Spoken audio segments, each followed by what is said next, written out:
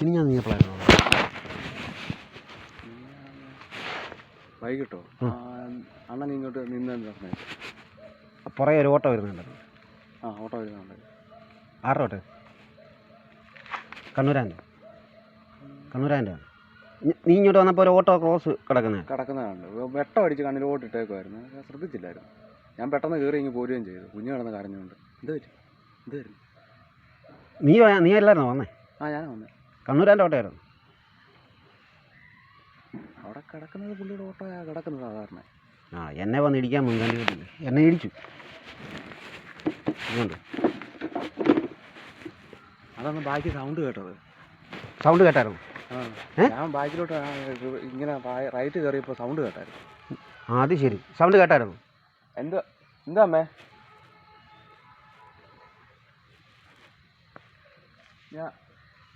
ഞാൻ കുറച്ച് കഴിഞ്ഞ് വിളിക്കാം. അങ്ങോട്ട് വിളിക്കാം. ഞാൻ വരാം അങ്ങോട്ട്.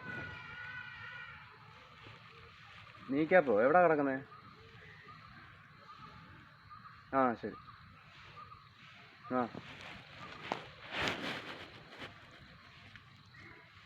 ബാക്കി സൗണ്ട് കേട്ടു.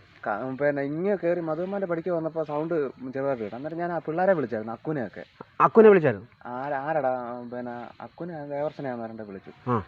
ആരടാ സൗണ്ട് കേട്ടോ എന്തുവാണെന്ന് ചോദിച്ചു. ഞാൻ പറഞ്ഞാൽ അറിയത്തില്ല അച്ഛാ, എന്തോ ഒന്നും വിവരമില്ലെന്ന് പറഞ്ഞു. ഞാൻ പറഞ്ഞു എന്തായാലും അറിയുമെന്ന് വിളിക്കണമെന്ന് പറഞ്ഞു. ആ പിള്ളേർ വന്നായിരുന്നു അങ്ങോട്ട്. വന്നായിരുന്നു. ഞാനത് നീ കണ്ടായിരിക്കും സംഭവം. നീ ശ്രദ്ധിച്ചില്ല. ഞാൻ ഫ്രണ്ടിലല്ലേ പോയത്, ബാക്കിലായിരുന്നു. നീ പിന്നെ ഞാൻ മേളിൽ നിന്ന് താഴോട്ട് വരുവാ. വന്നപ്പം ഇദ്ദേഹം റോഡിൻ്റെ ഇടത് സൈഡിൽ കിടക്കുന്നു. ആര്? കണ്ണൂരാൻ.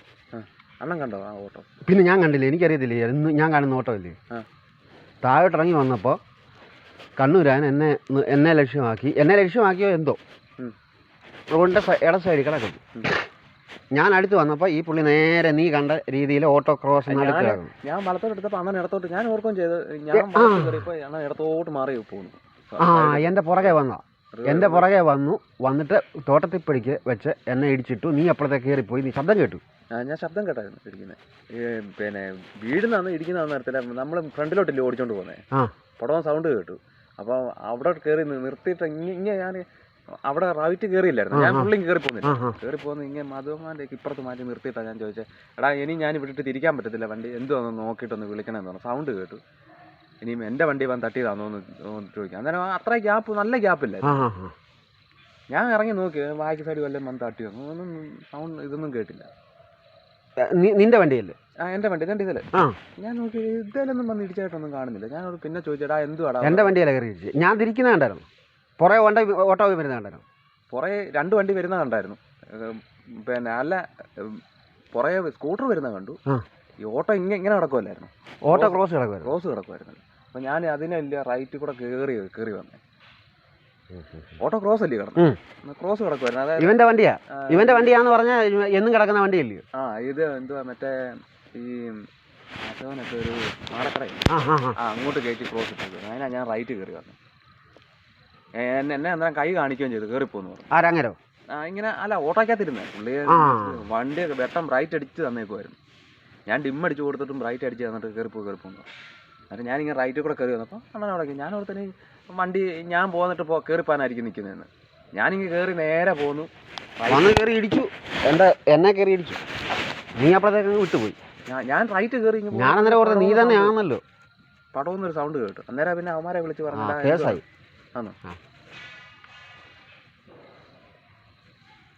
എന്താ പറ്റി? വണ്ടിയുടെ ഇതെല്ലാം പൊട്ടിപ്പോയി.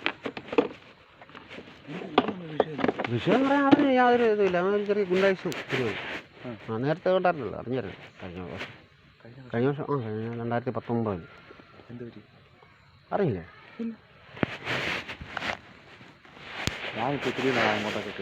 ശരി. ഞാൻ ക്ലബിലെ പരിപാടിയെല്ലാം നിർത്തി ഇപ്പം കുടുംബമായിട്ട് കഴിഞ്ഞ് പിന്നെ അങ്ങോട്ടൊന്നും അങ്ങ് ഭാര്യ ഇരിക്കുന്നു. എന്നെ അവിടെ കാണുന്നില്ല. നമ്മൾ ജോലിക്ക് പോയിട്ട് തന്നെ ഒരു സമയമാകും വരുമ്പോൾ. ഇതിന് തട്ടുകടയുണ്ട്, ഒരു മീൻ കച്ചവടം ഉണ്ട്. പറയല്ല, മീൻ കച്ചവടം നിൻ്റെ അല്ലേ? നരിയാപുരത്തോ? എങ്ങനെയുണ്ട് മീൻ കച്ചവടം? കുഴപ്പമൊന്നും. എനിക്കൊരു പ്ലാൻ ഉണ്ടായിരുന്നു മീൻ കച്ചവടം. പക്ഷേ എനിക്ക് കച്ചവടം അങ്ങോട്ട് ഇതാകത്തില്ല. നമുക്ക് ഈ എൻജിനീയറിങ് പരിപാടി